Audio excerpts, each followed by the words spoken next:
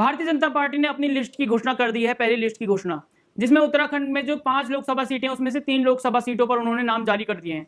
जिन 3 नामों की उन्होंने घोषणा की है वो 3 जो लोकसभा सीटें हैं उनमें उन्होंने कोई नाम चेंज नहीं किए हैं। वही जो करंटली सांसद चल रहे हैं उन्हीं का नाम आगे दिया है। जैसे टिहरी से माला राज्य लक्ष्मी शाह को उन्होंने आगे किया है कैंडिडेट के तौर पर, वो टिहरी से करंटली सांसद भी हैं। वहीं दूसरे नाम की घोषणा उन्होंने अल्मोड़ा से की है। अल्मोड़ा से अजय टम्टा हैं जो कि करंटली सांसद हैं, उन्हीं का नाम उन्होंने आगे दिया है। नैनीताल और उधम सिंह नगर से उन्होंने अजय भट्ट का नाम दिया है उम्मीदवार के तौर पर, जो कि अभी वहां पे प्रेजेंटली सांसद हैं।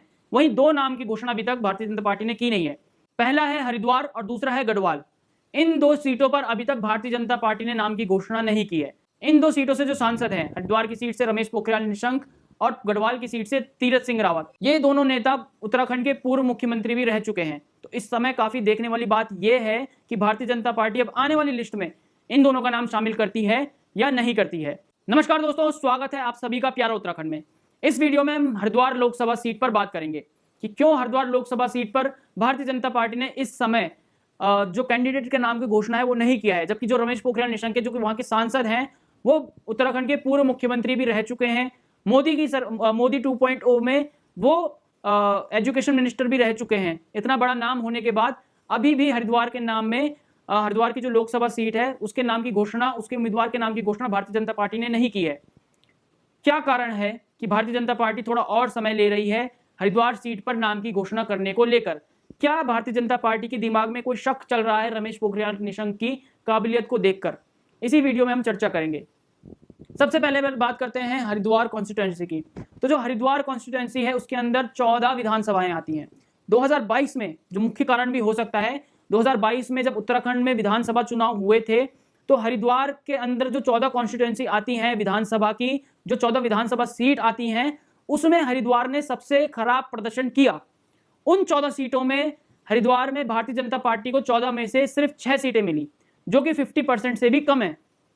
कांग्रेस को 5 सीटें मिली, बहुजन समाजवादी पार्टी को 2 सीट मिली और 1 सीट अदर्स में गई, यानी कि इंडिपेंडेंट कैंडिडेट्स में गई। फिलहाल बसपा की 1 सीट खाली चल रही है, उस पर अभी बाय इलेक्शन होना बाकी है। और जो हरिद्वार कॉन्स्टिट्यूएंसी है, ये एक मुख्य कारण हो सकता है कि 2022 में जिस तरह का विधानसभा चुनाव में जो खराब प्रदर्शन हरिद्वार की सीट से दिखाया गया, हरिद्वार की लोकसभा सीट से दिखाया गया, इतना बड़ा नाम रमेश पोखरियाल निशंक होते हुए भी, जो कि उत्तराखंड के पूर्व मुख्यमंत्री भी रह चुके हैं 2 साल के लिए, 2009 से 2011 तक, और मोदी सरकार में 2019 से लेकर 2021 तक एजुकेशन मिनिस्टर भी रह चुके हैं, उनको अभी तक उनके नाम की घोषणा नहीं की। और जिस तरह से 2022 में खराब प्रदर्शन हरिद्वार में दिखाया गया, तो कहीं भारतीय जनता पार्टी के दिमाग के अंदर ये कोई डर तो नहीं है कि अगर इस बार उनको उतारो तो शायद जो जनता है वहां की, जिस तरह से विधानसभा चुनाव में हरिद्वार का जो रिजल्ट आया है उस तरह से पलट न दे और भारतीय जनता पार्टी के हाथ से जो मोदी सरकार ने, जो नरेंद्र मोदी प्रधानमंत्री हमारे देश की, जिन्होंने कहा है कि इस बार 400 पार, उस टारगेट से भटक न जाए। यही सोचकर कि कहीं कैंडिडेट्स की नाम की घोषणा इस समय तक भारतीय जनता पार्टी ने अभी तक की नहीं है। हरिद्वार लोकसभा सीट में 2 जिले आते हैं। पहला जिला आता है देहरादून और दूसरा आता है हरिद्वार। विधानसभा 2022 के रिजल्ट को लेकर बात करें तो टोटल 14 जो विधानसभा सीटें हैं हरिद्वार के अंदर आती हैं। देहरादून से 3 सीटें आती हैं, धर्मपुर, डोईवाला और ऋषिकेश। इन 3 सीटों में भारतीय जनता पार्टी ने अपना दबदबा दिखाया और तीनों सीटें हासिल की। तो वहीं बात करते हैं हरिद्वार जिले की। तो हरिद्वार जिले से 11 विधानसभा सीटें आती हैं, जिसमें से भारतीय जनता पार्टी ने सिर्फ 3 ही विधानसभा सीटों पर अपनी जीत हासिल की। वो 3 विधानसभा सीट थी हरिद्वार, भेल, रानीपुर और रुड़की। तो जो 6 सीटें टोटल हरिद्वार से मिली हैं, ये 6 सीटें जो कह सकते हैं कि शहरी सिटी के अंडर आती हैं। देहरादून के अंदर जो 3 विधानसभा सीटें आती थी देहरादून जिले के अंदर, ये तीनों शहरी क्षेत्र से जुड़ी हुई विधानसभा की सीटें थी, जिस पर भारतीय जनता पार्टी को जीत हासिल करने में ज़्यादा दिक्कतें नहीं करनी पड़ी। वहीं बात करें हरिद्वार की, तो हरिद्वार में जो हरिद्वार, भेल, रानीपुर और रुड़की, ये भी शहरी इलाके में आते थे। इस तरह से भारतीय जनता पार्टी को यहाँ पर भी जीत हासिल करने में दिक्कत नहीं हुई विधानसभा चुनाव में, जो कि अब लोकसभा चुनाव की तैयारियां चल रही हैं। 3 नामों की घोषणा हो चुकी है, पहली लिस्ट जारी हो चुकी है। उत्तराखंड में से 5 में से 3 नाम घोषणा हो चुकी है। वहीं हरिद्वार की सीट बताई जिसमें अभी तक नाम की घोषणा नहीं की गई है। वही बात करें कांग्रेस ने जो बाजी मारी, कांग्रेस ने हरिद्वार में जो उत्तराखंड विधानसभा 2022 में चुनाव हुए थे, हरिद्वार लोकसभा सीट के अंदर कांग्रेस ने 5 सीटें हासिल की। ज्वालापुर, भगवानपुर, झबरेड़ा, पिरान, कलियर और हरिद्वार रूरल, इन 5 सीटों से कांग्रेस ने जीत हासिल की। ये 5 शहर नहीं है, गांव इलाका है ये पूरा। तो इन 5 सीटों में अभी तक भारतीय जनता पार्टी का दबदबा देखने को नहीं मिला। वहीं बसपा ने भी 2 सीटों पर हासिल की, जो कि है मंगलौर और लक्सर, और वहीं एक सीट खानपुर पर इंडिपेंडेंट कैंडिडेट ने जीत हासिल की। हरिद्वार में जो पिछले लोकसभा इलेक्शन हुए हैं 2019, 2014 या 2009, इनकी बात करते हैं, कुछ आंकड़ों पर भी नजर डालेंगे। सबसे पहले बात करेंगे 2009 में जो इलेक्शन हुए थे हरिद्वार में, उसमें कांग्रेस के हरीश रावत, जो कि पूर्व मुख्यमंत्री भी रहे हैं, उनको जीत हासिल हुई थी और उन्होंने काफी बड़े अंतर से हरिद्वार सीट पर अपना कब्जा जमाया था और कांग्रेस को जीत दिलाई थी।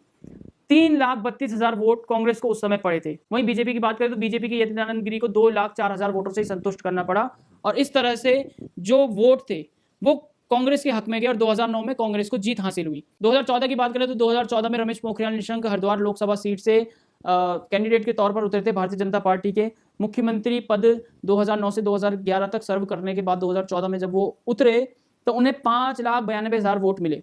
वहीं बात करें अपोजिट में कांग्रेस की रेणुका रावत खड़ी थी, जिनको 4,14,000 वोट मिले। वोट बता दें आपको कि वोट का जो मार्जिन गैप था वो सिर्फ और सिर्फ 15% का था। 50% वोट मिले बीजेपी को और वहीं 35% वोट पड़े कांग्रेस को। 2019 की गणित की बात करें तो 2019 में रमेश पोखरियाल निशंक को 6,65,000 वोट मिले, जबकि उनका वोट परसेंट 53% था, जो कि बड़ा था 2014 के मुकाबले। कांग्रेस की बात करें तो कांग्रेस के जो कैंडिडेट थे अमरीश कुमार, उनको 4,06,000 वोट पड़े, 32% का वोट परसेंट था, तो उनका वोट परसेंट गिरा है कांग्रेस का हरिद्वार में। लेकिन जब 2022 का चुनाव हुआ विधानसभा का, तो शायद यही बातों को मद्देनजर रखते हुए भारतीय जनता पार्टी ने इस समय तक रमेश पोखरियाल निशंक के नाम की घोषणा नहीं की है, क्योंकि विधानसभा चुनाव 2022 में जिस तरह से हरिद्वार से भारतीय जनता पार्टी को सबसे कम सीटें मिली है, यही ध्यान में रखकर क्या पता इस समय वो हरिद्वार सीट से नाम, जो कैंडिडेट का नाम है उसको चेंज कर दे। क्या पता इस बार रमेश पोखरियाल निशंक को सीट जो कैंडिडेट टिकट है वो न मिले, हरिद्वार से किसी और को दे दें। हरिद्वार में क्योंकि कैंडिडेट्स के जो नाम की लिस्ट है वो भी जो दावेदार बताए जा रहे हैं उनके नाम भी काफ़ी ज़्यादा हैं। हरिद्वार में जो कैंडिडेट्स आगे आ रहे हैं, जो दावेदार अपने आप को मान रहे हैं इस सीट के लिए भारतीय जनता पार्टी की तरफ से कैंडिडेट के तौर पर, उनके नाम भी सामने आ रहे हैं और जो उनके दावे हैं वो भी सामने आ रहे हैं हरिद्वार के नाम से। इस समय आपको बता दें कि जो कैंडिडेट्स जो दावेदार हैं वो कौन कौन है। सबसे पहले तो जो मौजूदा सांसद हैं रमेश पोखरियाल निशंक, वो खुद एक दावेदार हैं इस समय। दूसरा जो पूर्व मुख्यमंत्री हैं त्रिवेंद्र सिंह रावत, वो भी अपने आप को दावेदार बना रहे हैं हरिद्वार से। तीसरा जो भारतीय जनता पार्टी के पूर्व अध्यक्ष हैं उत्तराखंड के मदन कौशिक, वो भी अपने आप को हरिद्वार से दावेदार बता रहे हैं। चौथा जो यतीन्द्र गिरी हैं, स्वामी यतीन्द्र गिरी, जो कि पहले भी सांसद रह चुके हैं हरिद्वार से, वो भी अपने आप को दावेदार बता रहे हैं। पांचवा और आखिरी नाम आता है स्वामी यतीश्वरानंद का। तो ये 5 कैंडिडेट्स हैं जो कि इस समय हरिद्वार जो सीट है लोकसभा सीट, उससे अपने आप को दावेदार बता रहे हैं।